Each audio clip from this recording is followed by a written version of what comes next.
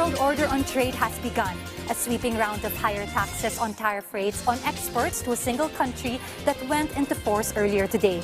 Good Thursday evening, one and all. Gabby Lopez here, homegrown, and pleased to bring you PTV News Now. But before we dwell on the rather unsettling new global norm, let's go local first.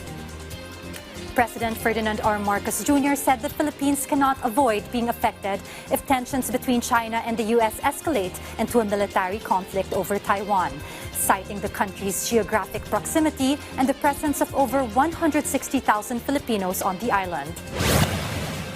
While expressing hesitation over being drawn into war, the president emphasized the need to uphold national sovereignty and protect Filipino workers. He warned that any repatriation during conflict would pose serious challenges. The chief executive also underscored that Kaohsiung, Taiwan is just a 40-minute flight from Lawag, highlighting closeness of the threat. He reaffirmed the Philippines' commitment to its humanitarian responsibilities despite the risks. There's a new way of doing business of trade for at least 5 dozen countries with the world's largest economy from here on.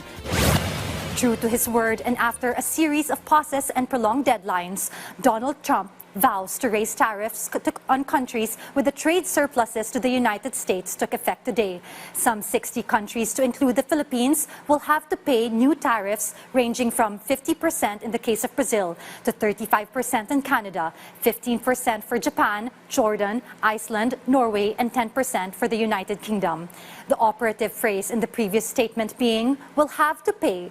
The finalized trade deals, signed and sealed, are still pending, with most of the countries on the list to include the Philippine government, whose DTI chief Cristina Roque and her team are still hammering out of the details the official deal. Be that as it may, and considering the president's highly successful state visit and business trip to India, U.S. President Donald Trump hinted also today on throwing another 100% tariff on semiconductor products shipped to the U.S., which is the country's top export to America, with receipts totaling close to $5 billion. At this juncture, let's end our eyes and ears to my colleague in PTV's Baguio City studios for what's brewing and late in the Cordilleras. Audrey? Naimbag Arabi, gaputan na obserbaran ti panagilit ti dalan iti munisipyo kan tapno mawayaan ti aglawlaw ti opisina iti traffic unit ti opilisya iti La Trinidad, punteriya dagiti masakna ni opisina nga iyakar dagiti nakaparada kan unclaimed motor vehicles iti sangwanan ti munisipyo kan iti paset ti Old Market iti likodan ti La Trinidad traffic unit iti Alno Ecological Solid Waste Facility. Sigun kan La Trinidad Mayor Roderick Awingan at dati nabatbating espasyo iti Alno Solid Waste Facility amang akomodar kadagiti lugan. Nasurok 50 alugan kan motorsiklo ti maikat tapno mapapintas ti ilanga ti aglawlaw. Sigun iti pulisya na bagaan dagiti agtagikwa kadagiti lugan iti panakayakarda. Mabati lang ang dagiti lugan kan motorsiklo nga adapay lang iti korte ti kaso dagitoy.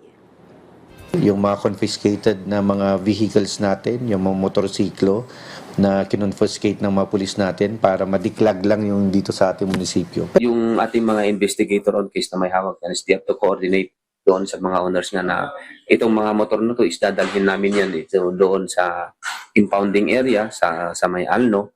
If you're interested na kunin pa yung motor nyo is kunin yan dito. Iti sa baliada mag-iyal alukoy ti Pag-IBIG Fund ti panagaraman dagiti miyembro da iti virtual pag-ibig. Baban iti online application mapapartakan di transaksyon dagiti miyembro. Mabalinan niya agrehistro dagiti baro a miyembro baban iti online. Ag-apply para iti cash kan housing loans, i-monitor ti estado ti loans kan balance. Mabalin matlang nga agbayad iti online application kan makita matlang dito iti Pag-IBIG savings kan claims. Sigun iti Pag-IBIG mabalin da iti ma-access 24/7. I-download lang ti virtual Pag-IBIG online. Yung virtual pag-ibig, ito yung 24/7 access ng mga miyembro sa kanilang record. So, dun sa virtual pag-ibig, online ng submission ng applications. So, paperless. It's totally paperless. So, mas maganda ito. Kabayatan na mapagnumaranan dagiti umili iti Abra ti libre a hematology test iti Peñarrubia Rural Health Unit. Naipaay iti babaan iti Seal of Good Local Governance Incentive Fund iti ili. Baban iti hematology machine na maipaay iti complete blood count, platelet count kan hematocrit test nga adaan iti umiso a resulta. Kalpasan ti turnover na aramaten adagos ti hematology machine iti 72 a pasyente manipud Peñarrubia kun uray kadagiti asidig nga ili.